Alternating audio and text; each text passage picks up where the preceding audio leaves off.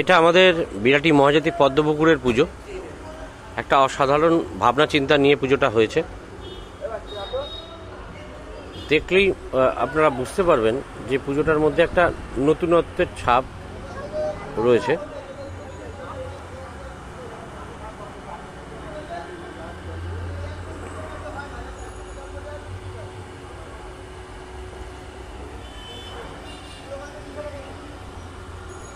এক অসাধারণ চিন্তা ভাবনা নিয়েছে। থিম হচ্ছে বাংলা ভাষার শিকড়। এক অসাধারণ চিন্তা ভাবনা।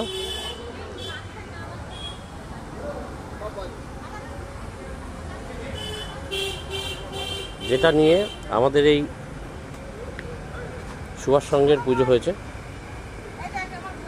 যেখানে আপনারা জীবন্ত স্বামী বিবেকানন্দ থেকে রামকৃষ্ণ থেকে সবাইকে পাবেন। এক অসাধারণ চিন্তা ভাবনা থেকে তৈরি হয়েছে আমাদের এই পুজো, যেখানে আমরা একে একে সবাইকে জীবন্ত তুলে নিয়ে এসেছি।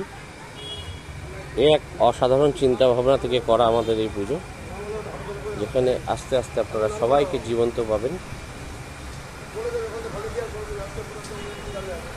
দেখলে মনে হবে যে আবারও সেই পুরনো দিনের সবাইকে ফিরে পেয়েছেন। একটা অসাধারণ চিন্তা ভাবনা থেকে বানানো আমাদের এই পুজো মণ্ডপ, যেখানে আপনারা জীবন্ত সবাইকে পেয়ে যাবেন।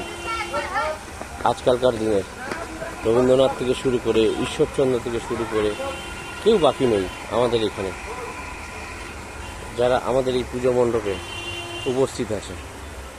এই হচ্ছে আমাদের পুরো পুজো মণ্ডপের শুরু, যেখান থেকে আমাদের পুজো মণ্ডপের এক একটা মানুষ আস্তে আস্তে ভিড় করছে। এখন সদ্য আমাদের পুজো মণ্ডপে আসা শুরু হয়েছে লোকের। এক অসাধারণ চিন্তাভাবনা নিয়ে এই পুজো মণ্ডপের চিন্তাভাবনা যেটা এখানে করা হয়েছে। এখন লোকের ভিড় সমাগম শুরু হয়ে গেছে, যেটা আপনারা দেখতে পাচ্ছেন। এখানে এক অসাধারণ চিন্তা ভাবনা থেকে আমাদের এই মণ্ডপ করা হয়েছে, যেখানে আপনারা সব কিছু পেয়ে যাচ্ছেন।